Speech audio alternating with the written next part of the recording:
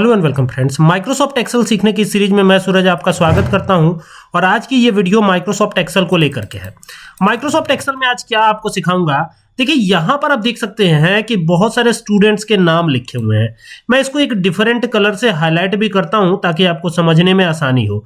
तो यहां से मैं इसे ब्लैक कलर कर देता हूं और इसका कलर यानी टेक्स्ट का कलर यहां से कर देता हूं व्हाइट। तो अभी आपको देखने में आसानी होगी। और यहां पर मैंने हेडिंग्स ले रखे हैं ऊपर वाले। अब ये अमाउंट काफी ज्यादा भी हो सकता है, अभी तो यहां कम है जो आपको बहुत आसानी से दिख रहा है, बहुत सिंपल दिख रहा है। तो ये तो अमाउंट कम है, लेकिन अगर मान लीजिए कि अमाउंट ज्यादा हो तो ऐसे कंडीशन में भी, और कम है तो कोई दिक्कत ही नहीं है। तो यहां पर आप देखेंगे एक ड्रॉप डाउन भी बनी हुई है। यहां से मैं जो भी नंबर सेलेक्ट करूं उसके बेस पे हमारा यहां डेटा आ जाए। मतलब कि यहां पर ऐसा कोई फॉर्मूला या ऐसा कोई फंक्शन हमें लगाना है। तो ये कैसे पॉसिबल होगा और ये कौन से फंक्शन की मदद से होगा ये भी देखना होगा। तो यहां पर एक फंक्शन है फिल्टर का, और ये आपको अपग्रेडेड वर्जन्स में ही मिलेगा। तो यहां पे फिल्टर का फंक्शन लगाइए। और एरे में आपको क्या करना है, एरे में आपको ये पूरा एरे सेलेक्ट कर लेना है ऐसे, ठीक है। अब जब आप इसको सेलेक्ट कर लेंगे तो सेलेक्ट करने के बाद आपको लगाना है एक कॉमा, और कॉमा लगाने के बाद आपको सेलेक्ट करना है ये टोटल, ठीक है। 10 2013 इवन 2016 में भी ये शायद अवेलेबल नहीं है, तो कम से कम 2019 आपके पास होना चाहिए। और 2019 के बाद ये शायद अवेलेबल है 2019 से। तो यहाँ पे ये फिल्टर लगा लिया है। अब हमें चूंकि टोटल मार्क्स के बेस पे ढूंढना है, तो ये टोटल मार्क्स को पूरा सेलेक्ट करा, कॉमा लगाया।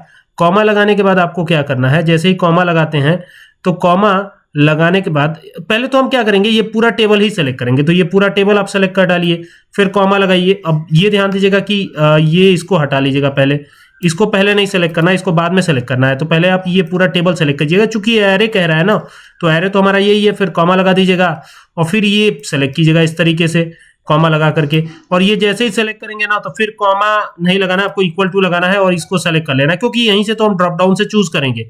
ड्रॉप डाउन यहीं पे बनाई है, ये एंटर कर दीजिएगा। और जैसे ही एंटर करेंगे तो 286 नंबर किनके हैं उनका पूरा डिटेल यहां पर आपको शो होगा।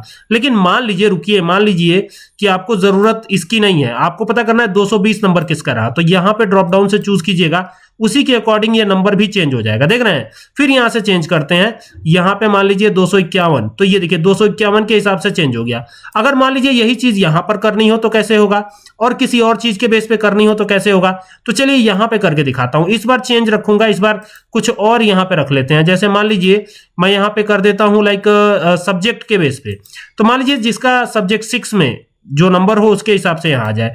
तो यहां पर मैं कंट्रोल वी करता हूं, ये सब्जेक्ट 6 यहां पर आ गया है, ताकि आपको समझ में आए कि यहीं पर हम वो ड्रॉप डाउन बनाएंगे। तो ये इस वजह से सब्जेक्ट 6।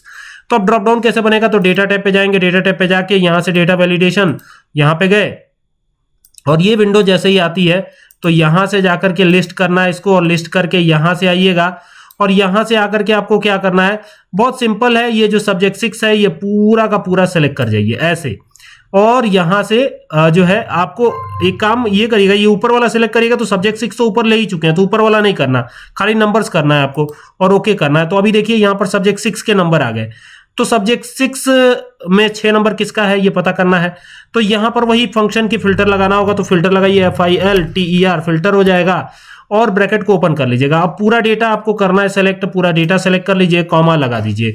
उसके बाद आपको क्या करना है, सब्जेक्ट 6 का पूरा डेटा सेलेक्ट कर लेना है ऐसे। ये सेलेक्ट हो गया, फिर आप इक्वल टू का निशान लगाइए, और यहां पर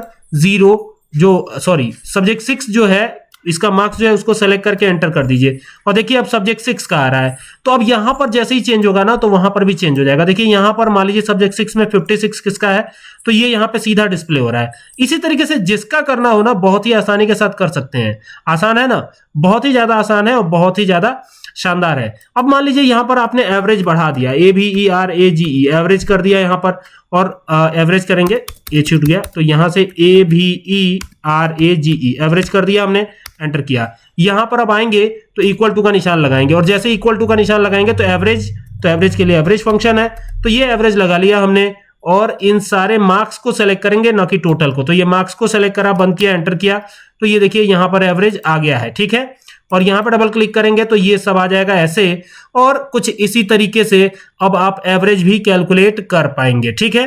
अब देखिए एवरेज भी कैलकुलेट होगा इनका। तो यहां पर इक्वल टू लगाया हमने, अब देखिए इस बार चेंज कर रहा हूं, यहाँ पे जैसे वो पुराना फंक्शन लगा हुआ है पुराना, तो ये केवल यहां तक के डेटा पे लगा हुआ था, लेकिन अब हम पूरा डेटा सेलेक्ट करेंगे। तो ये देखिए ये यहां तक का पूरा डेटा फिर सेलेक्ट किया हमने, कॉमा लगाया हमने, और फिर इस बार हमको क्या चाहिए, तो यहां से हम इस बार सब्जेक्ट ही सेलेक्ट करते हैं, जैसे टोटल मार्क्स ही कर लेते हैं। तो ये टोटल मार्क्स हमें जो है, जो ये टोटल मार्क्स है, तो टोटल मार्क्स वाला पूरा जो सेल है उसको सेलेक्ट करना है आपको।